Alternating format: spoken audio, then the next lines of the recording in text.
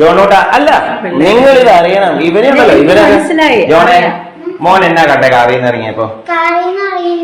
അമ്മയുടെ കൈ പിടിച്ചിട്ട് വലിച്ചിട്ട് കടിക്കുക. കേട്ടോടാ മാറി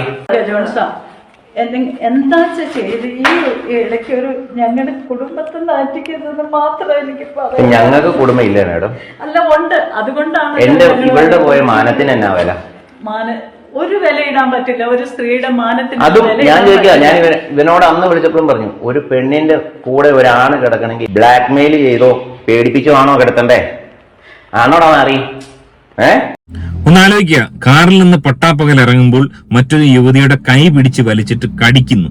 അത് കാണേണ്ടി വരുന്ന മകന്റെ ഒരവസ്ഥ. മകൻ എന്ന് പറയുന്ന കൊച്ചുമകനാണ്. ആ കൊച്ചുമകൻ ഇത് കണ്ടതിന് ശേഷം തന്റെ പിതാവിനോട് പറയുന്നു, ജോൺസൺ എന്ന് പറയുന്ന ഈ ഒരു തന്റെ പിതാവിനോട് പറയുന്നു. ജോൺസൺ ഭാര്യയെ ചോദ്യം ചെയ്യുമ്പോൾ ചില നഗ്ന സത്യങ്ങൾ അറിയാൻ സാധിക്കുന്നു. കുറച്ചു നേരം മുമ്പ് സോഷ്യൽ മീഡിയയിൽ ഒരു ചാനലിൽ വന്നൊരു വീഡിയോ ആണിത്. അതായത് ഈ ഒരു വിഷയത്തെ തുടർന്ന് മാപ്പ് പറയാൻ വേണ്ടി ഈ ജോൺസൺ ചേട്ടന്റെ, കോട്ടയത്താണ് സംഭവം നടക്കുന്നതെന്ന് തോന്നുന്നു, ജോൺസൺ ചേട്ടന്റെ വീട്ടിൽ ഇവർ എത്തുകയും കാല് പിടിച്ച് മാപ്പ് പറയുകയും ചെയ്യുന്നു. അതായത് അവിഹിതം പിടിക്കപ്പെട്ടതിനെ തുടർന്ന് ഭാര്യ വന്ന് കാല് പിടിച്ച് മാപ്പ് പറയുന്നതാണ് വീഡിയോ പ്രചരിക്കുന്നത്. എന്നാൽ ഇത് ഭാര്യയല്ല, സിസ്റ്ററാണ് കാല് പിടിക്കുന്നതെന്നാണ് മനസ്സിലാക്കാൻ സാധിക്കുന്നത്. ഭാര്യയും കൂടെ ഉണ്ടെന്ന് തോന്നുന്നു. 54-55 വയസ്സുള്ള ഒരു വക്കീലാണ് ഇതില് പ്രതി. എന്നാൽ ഈ ഒരു വീഡിയോ കാണുമ്പോൾ ചില അസ്വാഭാവികതകൾ, എനിക്ക് തോന്നിയ കാര്യങ്ങൾ ഞാൻ നിങ്ങളുമായി ഷെയർ ചെയ്യാൻ ആഗ്രഹിക്കുകയാണ്. അതിന് മുമ്പ് ആദ്യമായി ചാനൽ കാണുന്നവർ തീർച്ചയായും വീഡിയോ ഒന്ന് ലൈക്ക് ചെയ്ത് ചാനൽ ഒന്ന് സബ്സ്ക്രൈബ് ചെയ്ത് കാണാൻ ശ്രമിക്കുക. ബ്ലാക്ക് മെയിൽ ചെയ്തോ, അവളുടെ അവസരം മുതലെടുത്തോ ബ്ലാക്ക് മെയിൽ ചെയ്താണോ അവളെ ഇത് ചെയ്യണത്? ഒന്നല്ല, ഇതുപോലെ ഞാൻ പറയും, എത്ര കുടുംബം ഇതുപോലെ കളഞ്ഞിട്ടുണ്ടാവും? എത്ര കുടുംബം കളഞ്ഞിട്ടുണ്ടാവും? ഇപ്പൊ എത്ര കളയുണ്ടാവും? ഇല്ല, അയ്യോ മാഡം ഒരിക്കലും ചെയ്തില്ല. ഇല്ല, പ്രാവശ്യത്തേക്ക് ഈ ഒരു പ്രാവശ്യത്തേക്ക് അത്ര ഞങ്ങൾ അനുഭവിച്ചു മാഡം. ഇല്ല മാഡം ഒരിക്കലും കാലുപിടി ക്ഷമ അറിയരുത്. കാരണം മാഡം ഒരു തെറ്റ് ചെയ്തിട്ടില്ല. മാഡം ഒരു തെറ്റ് ഇവനെ പോലെ ഒരു നാറി ഒരേ അമ്മയുടെ വീട്ടിൽ പറഞ്ഞു എന്നുള്ള തെറ്റാണ് പറയുന്നത്. ഇവൻ വിളിച്ച് ഭീഷണിപ്പെടുത്തി, എന്നിട്ട് ഇവളോട് പറഞ്ഞു, അല്ലെങ്കിൽ എന്റെ കെട്ടിയവൻ ഇപ്പൊ ബാറിലുണ്ട്, അവനെ കേസിൽപ്പെടുത്തും, ഞാൻ അവന്റെ വക്കീൽ ജാമ്യം തെളിയിക്കും, അല്ലെങ്കിൽ അവനെ വീണ്ടും ജീവിതകാലം മുഴുവൻ കെടുക്കാനുള്ള വകുപ്പ് എനിക്കറിയാം. മജിസ്ട്രേറ്റുമാരുമായിട്ട് എനിക്ക് ബന്ധമില്ല. ഇവിടെ സംഭവിച്ചതെന്ന് പറഞ്ഞാല് ഈ ജോൺസൺ എന്ന് പറയുന്ന ഈ ചേട്ടന്റെ എന്തോ കേസുമായി ബന്ധപ്പെട്ട് ഒരു വക്കീലിനെ സമീപിക്കുന്നു. ആ വക്കീല് ഈ 54 വയസ്സുള്ള ഈ ഒരു പയ്യനാണ്. ഇവൻ ഇവരെ കേസുമായി ബന്ധപ്പെട്ട് സഹായിക്കുന്നതിനോടൊപ്പം തന്നെ ഭാര്യയുമായി ചെറിയൊരു അവിഹിത ബന്ധം ആഗ്രഹിച്ചിരുന്നു. ഇതിനെ തുടർന്ന് ചില ഭീഷണികൾ, സഹായിക്കുന്നതിനോടൊപ്പം തന്നെ നിങ്ങൾ എന്റെ ഹിതത്തിന് വഴങ്ങിയില്ലെങ്കിൽ നിങ്ങളുടെ ഭർത്താവിനെ ഇതേപോലെ കേസിൽ കൊടുക്കും, സ്ഥിരമായി ജയിലിലിടും എന്നൊക്കെയുള്ള ഭീഷണികൾ മുഴക്കി.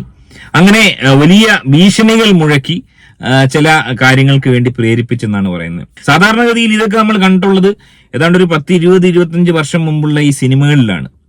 ദേവന്റെ ഒക്കെ സിനിമകളിൽ, വില്ലനായിട്ട് വരുന്ന സിനിമകളിൽ ഇതേപോലെ ഭാര്യയെ ഭീഷണിപ്പെടുത്തി നീ എന്റെ ഇംഗിതത്തിന് വഴങ്ങിയില്ലെങ്കിൽ, TG രവി അങ്ങനെയുള്ള ആളുകൾ ഇതേപോലെ ഭാര്യമാരെ പീഡിപ്പിക്കുന്ന കേസുകൾ നമ്മൾ കണ്ടിട്ടുണ്ട്. പക്ഷെ ഈ വന്ന കാലത്ത് ഈ രീതിയിൽ ഭീഷണിപ്പെടുത്തി കഴിഞ്ഞാൽ ഏതെങ്കിലും ഭാര്യമാര് വഴങ്ങിക്കൊടുക്കുമെന്ന് എനിക്ക് തോന്നുന്നില്ല.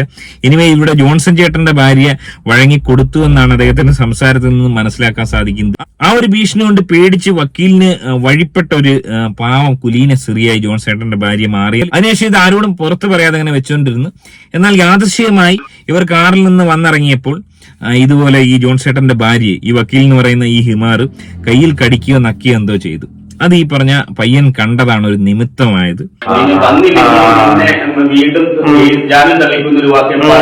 19 വയസ്സായില്ലേ? വേണ്ട, നിനക്ക് ഇത്ര കുട്ടക്കേഴപ്പാണ്. 1000-2000 വേണ്ടി വേശ്യകൾ ഇഷ്ടം പോലെ ഉണ്ട്.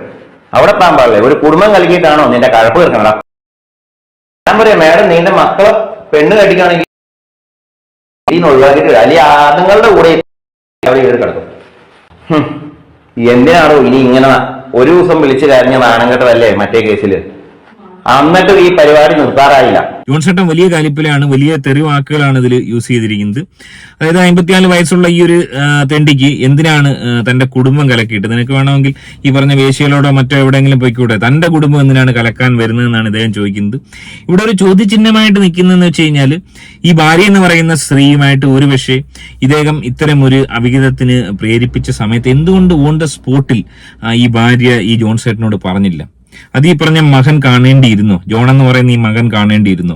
അപ്പൊ എനിക്ക് തോന്നുന്നത് ഈ വടക്കം വീരാത സിനിമയിൽ പോലെ ഈ പറഞ്ഞ പിടിക്കപ്പെട്ടപ്പോൾ ഇവനെ മാത്രം കൊടുക്കുന്ന രീതിയിൽ ഭാര്യ മാറിയോ എന്ന് സ്വാഭാവികമായും സംശയിച്ചു കഴിഞ്ഞാൽ അതിൽ തെറ്റു പറയാനൊക്കില്ല.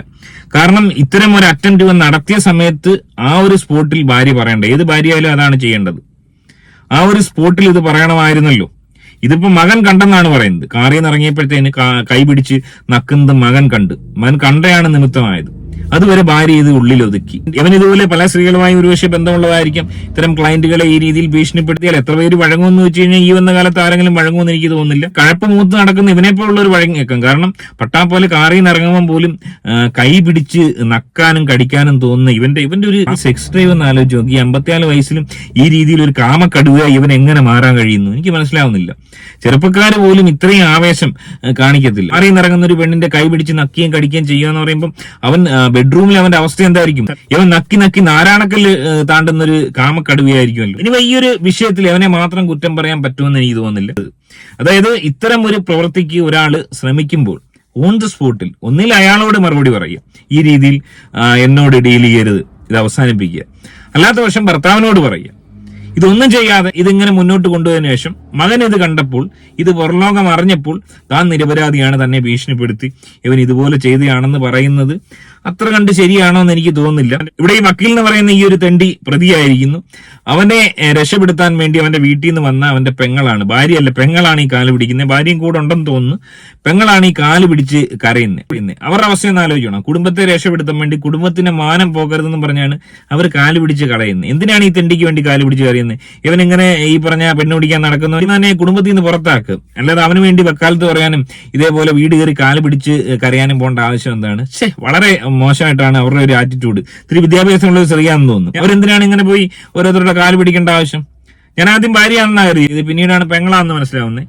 ഇനി പ്രത്യക്ഷത്തിൽ ഞാൻ മനസ്സിലാക്കുന്നത് ഇവിടെ ഈ ഒരു അവിഹിത ബന്ധത്തിന് പ്രേരിപ്പിച്ച ഇവൻ മാത്രമല്ല കുറ്റക്കാരൻ, ഈ സ്ത്രീയും കുറ്റക്കാരി തന്നെയാണ്. ഇനി അവർ ഈ ഒരു വിഷയത്തിൽ നിന്ന് എസ്കേപ്പ് ആയിട്ട് ഇവനെ മാത്രം പ്രതി ചേർത്തയാണെന്നാണ് എനിക്ക് പേഴ്സണലി ഇത് കണ്ടപ്പോൾ തോന്നിയത്. ഇവിടെ ഈ ജോൺസേട്ട എടുത്തു പറയുന്ന ഒരു കാര്യം, അവളുടെ അവസരം മുതലെടുത്ത് അവളെ ബ്ലാക്ക്മെയിൽ ചെയ്തല്ലേ താൻ അവളെ കൂടെ കിടത്താൻ നോക്കിയെന്നാണ് പറയുന്നത്. അല്ലാതെ അവളുടെ സ്വന്തം ഇഷ്ടപ്രകാരം പോയി കിടന്നു കഴിഞ്ഞാൽ പ്രശ്നമില്ലെന്നാണ് ജോൺസേട്ടനും വാദിക്കുന്നത്. ഇത് തന്നെ ഭീഷണിപ്പെടുത്തിയാണെന്ന് പറഞ്ഞ് താൻ വളരെ വിശുദ്ധിയാവാൻ ശ്രമിച്ചതുകൊണ്ടാണ് ഈ രീതിയിൽ വലിയൊരു സീനായി. താനങ്ങ് വിശുദ്ധിയായി, മറ്റേ ഈ വടക്കം വീരാതയിലെ മാധവിയുടെ കഥാപാത്രം പോലെ വിശുദ്ധി ആയതുകൊണ്ടായിരിക്കാം ഒരുപക്ഷെ ഇവൻ ഇതേപോലെ പെട്ടുപോയത്. എനിവേ ഇത്തരം അപരാധികൾക്ക് ഇതൊരു പാഠം തന്നെയാണ്. ഇത്തരം അപരാധന്മാർക്ക്, ഈ രീതിയിൽ പെണ്ണ് പിടിക്കാൻ നടക്കുന്നവന്മാർക്ക് ഇതൊരു പാഠം തന്നെയാണ്. ഇവനെ വീട്ടിൽ വിളിച്ച് മാപ്പ് പറയിപ്പിച്ചത് ഒക്കെ മനോഹരമാണ്. എന്നാൽ ഈ ഒരു വിഷയത്തിൽ ഇവൻ മാത്രമല്ല കുറ്റക്കാരൻ പ്രത്യക്ഷത്തിൽ എനിക്ക് തോന്നുന്നു. ഇനി എന്റെ തോന്നലാണെന്നറിയില്ല. നിങ്ങളുടെ അഭിപ്രായം എന്താണെന്നുള്ള കാര്യം കമന്റായി രേഖപ്പെടുത്തുക. മറ്റൊരു വീഡിയോ ആയിട്ട് കാണാം. ആദ്യമായി ചാനൽ കാണുന്നവർ സബ്സ്ക്രൈബ് ചെയ്യുക. ബൈ.